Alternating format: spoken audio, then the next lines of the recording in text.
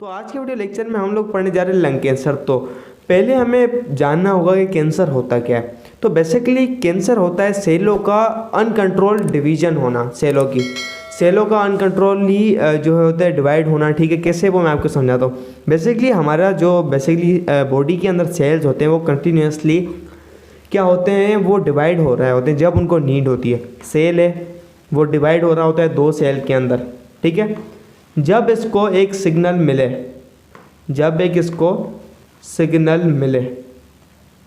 ठीक है, जब सिग्नल मिलता है इसको तो वो डिवाइड होता है। वो क्या होता है, कंट्रोल्ड सिग्नल होता है हमारे ब्रेन की तरफ से। अब भाई तू डिवाइड कर ले, फिर वो साइंथिसिस फेज स्टार्ट करता है, अपने अंदर चेंजेस लाता है, फिर वो आपके पास प्रोसेस करता है, then it will divide into two cells. जब हमारे पास ऑटोमेटिकली अनकंट्रोल बगैर सिग्नल के सेल डिवाइड करें, हमारा ब्रेन के बगैर ऑटोमेटिकली सेल डिवाइड करना शुरू कर दे, तो उसे कहते हैं हमारे पास अनकंट्रोल्ड सेल डिवीजन हो। ठीक है, तो वो होती है कैंसर। तो उसी चीज़ को हम कहते हैं कैंसर, सेलों का बगैर किसी मकसद के बढ़ना, मतलब एक्स्ट्रा सेलों का आना हमारे जो है बगैर किसी सिग्नल के इम्पल्स के। ठीक है, तो बेसिकली हम कोई चीज़ ऐसे कर लेते हैं या ऐसे कंपाउंड्स होते हैं या कोई चीज़ होती है तो वो बेसिकली एक ऑटोमेटिकली सेल को पुश करती हैं कि वो आपके पास क्या करें, वो डिवाइड करें। इसकी बड़ी पैथोलॉजी है, इसका अलग सीन है। ठीक है, तो ये जो सेल है ये ऑटोमेटिकली वो डिवाइड करता जाएगा, क्लस्टर ऑफ सेल्स ये बनते जाएंगे, और ये सारे के सारे जो होते हैं इफेक्टेड सेल्स होते हैं। ठीक है, ये सारे के सारे जो होते हैं सेल्स होते हैं एबनॉर्मल सेल्स होते हैं, तो वो क्लस्टर हो जाते हैं। ठीक है, तो इसी क्लस्टर को हम कहते हैं ट्यूमर। इसको हम कहते हैं, एक नाम है ट्यूमर। भाई ट्यूमर हो गया, तो ये सेल्स का अनवांटेड या अनकंट्रोल्ड डिवीजन होना कैंसर कहलाता है वो। तो कैंसर बॉडी के किसी भी पार्ट में हो सकता है, तो जिस पार्ट में होगा उसी का ही हम पार्ट नाम दे देंगे। अगर ब्लड में है तो ब्लड कैंसर, अगर हमारे जो दिमाग के अंदर है तो ब्रेन कैंसर हो गया, अगर हमारे जो है पेट के अंदर है तो उसका अलग नाम होगा, हमारे कहीं पर भी है, पेनक्रियास के अंदर है तो वहाँ पर अलग नाम होगा, किडनी के अंदर है हमारे पास उसका नाम अलग होगा। ठीक है, अगर ये हमारे पास लंग के अंदर है तो हम उसको कहेंगे लंग कैंसर। ठीक है, तो ये चीज़ थी लंग कैंसर। तो बेसिकली लंग कैंसर नोट किया गया है तकरीबन 80 से 85% उन्हीं लोगों को लंग कैंसर होता है जो सिगरेट पीते हैं, सिगरेट नोशी करते हैं, सिगरेट जो लोग पीते हैं, तो सिगरेट के अंदर कुछ कंपाउंड होता है, एक सच टाइप का केमिकल सब्सटेंस होता है, उसका नाम कैप्सिनो वाला कुछ था, सी से नाम था उसका। तो वो सिगरेट के अंदर कंपाउंड पाया जाता है तकरीबन, उसकी वजह से आपके पास कैंसर कोज होता है सिगरेट।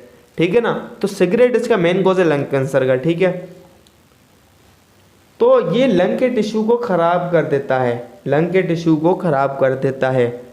ठीक है, स्मोकिंग लंग कैंसर का जो है रीज़न है। 80% लंग कैंसर जो है, about 80% lung cancer cause death, तो 80% जो लंग कैंसर होते हैं उसकी डेथ भी हो सकती है, यही कहता है बुक के अकॉर्डिंग। भाई अगर 100 लोगों को, बुक कहती है 100 लोगों को अगर लंग कैंसर हुआ है तो 80 की डेथ हो जाएगी, 20 बच जाएंगे, मतलब ये कि थोड़े बहुत चलते रहेंगे, 80 मरेंगे, चाहे वो कभी मरें, उस टाइम पर मरें, 2 साल के बाद, 12 साल के बाद, लंग कैंसर की वजह से 80 लोग मरेंगे, 20 की बचत हो सकती है। ठीक है, अकॉर्डिंग टू आवर बुक। ठीक है, तो हमारे पास लंग कैंसर में ऐसा क्या होता है, ये हमारे पास लंग है, दिस इज आवर लंग।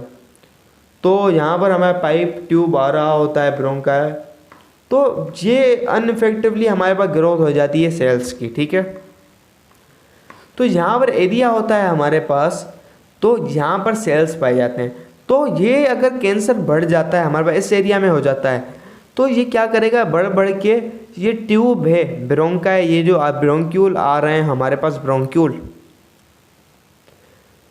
तो ये जो है हमारे पास, ये जो 2 ब्रोंकाई टूट रहे हैं आपस के अंदर, लंग के अंदर एंटर कर रहे हैं, तो ये इसको क्या कर देगा, ब्लॉक करेगा। जब ये ब्लॉक करेगा तो सांस का ट्रेवल, सांस को ट्रांसपोर्ट होने में, एयर को मूव होने में दिक्कत होगी, मुश्किलात होगी। तो वो उससे हिसाब से जो होगी सांस, वो जो एयर होगी प्रॉपरली अंदर मूव नहीं कर पाएगी। ठीक है, ये एक बात हो गई आपके पास।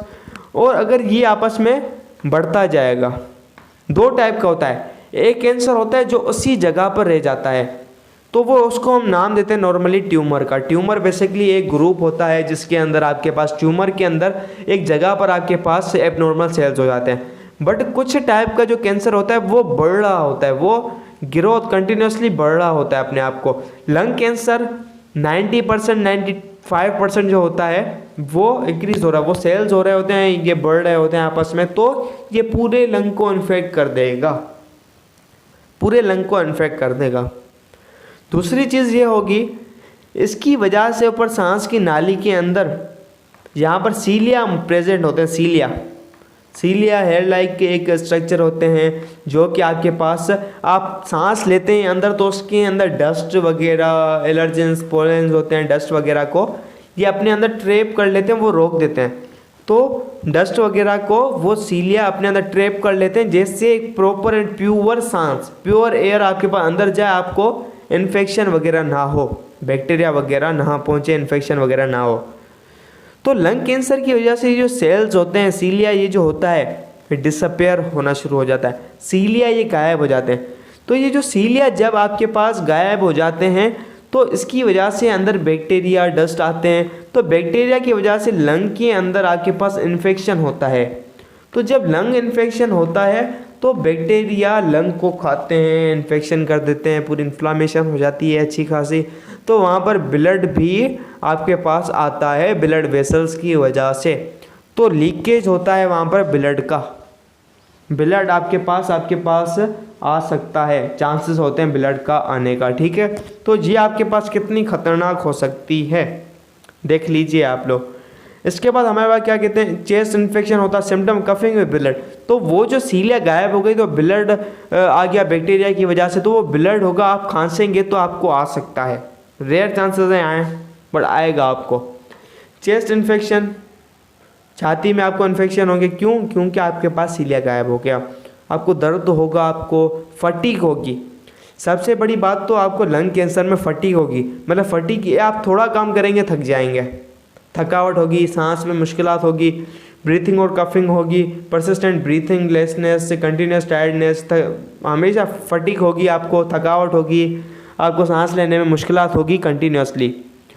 इसका आपके पास इलाज क्या है, इसका आपके पास ट्रीटमेंट क्या है? इसका ट्रीटमेंट है कि कीमोथेरेपी। कीमोथेरेपी में आप केमिकल्स यूज़ करते हैं, मतलब ये कि आपके पास ड्रग्स वगैरह होते हैं, इंजेक्शन होते हैं, डोजेस वगैरह होते हैं, वो आपको लगते हैं, कुछ आपका ठीक होता है। Radiation therapy, radiation therapy basically आप कुछ टाइप की रेज भेजते हैं, जैसे गामा, आपके पास यूरेनियम वगैरह के कुछ पार्टी गामा रेज होती हैं, आपके पास हाई लेवल की गामा रेज होती हैं, तो उनकी फ्रीक्वेंसी हाई होती है, हाई फ्रीक्वेंसी की आप वेव्स भेजते हैं।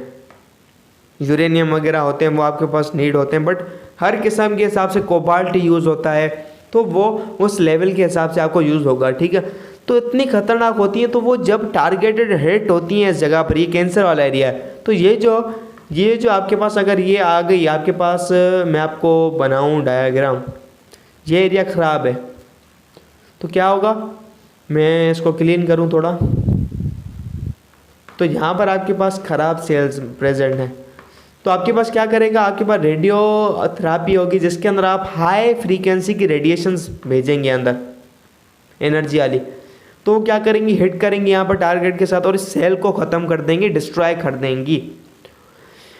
इतनी हाई फ्रीक्वेंसी की एनर्जी की ये क्या होती हैं आपके पास, रेडिएशंस होती हैं कि उसके सेल को बर्स्ट ख़त्म कर देंगे। ठीक है, तो इसकी वजह से आपके पास जो एबनॉर्मल सेल्स हो जाएंगे वो ख़त्म होंगे, ना गिरो होंगे, ना कुछ होगा। ठीक है, इसके बाद टारगेटेड थेरेपी, टारगेटेड थेरेपी का मुझे नहीं पता क्या है, आई थिंक ये रेडिएशन थेरेपी ही है।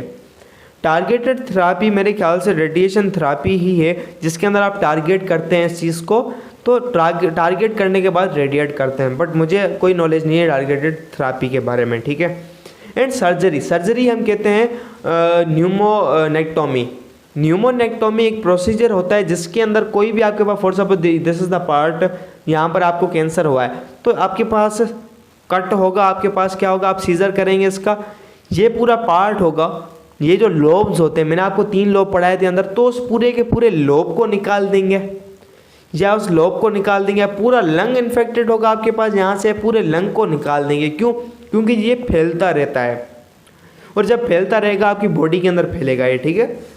तो न्यूमोनेक्टोमी एक प्रोसीजर होता है जिसके अंदर आप उस चीज़ को रिमूव कर देते हैं, उस एबनॉर्मल पार्ट को रिमूव कर देते हैं, ठीक है, सर्जरी, ठीक है। Or requires according to consultant, तो वो आपके लेवल के हिसाब से आपको कहाँ तक पहुँची है, कितना अरसा हुआ है, तो जब आप डॉक्टर या फिजिशियन को दिखाएंगे तो वो आपको खुद ही गाइड करेगा, ठीक है। तो यही था लंग कैंसर का लेक्चर। तो किसी को भी अच्छा लगा हो तो लंग कैंसर का लेक्चर, तो चैनल को सब्सक्राइब लाजमी कीजिएगा और वीडियो को लाइक करना मत भूलिएगा, ठीक है। मिलते हैं नेक्स्ट वीडियो के लेक्चर के अंदर, तब तक के लिए bye bye, keep learning and keep exploring.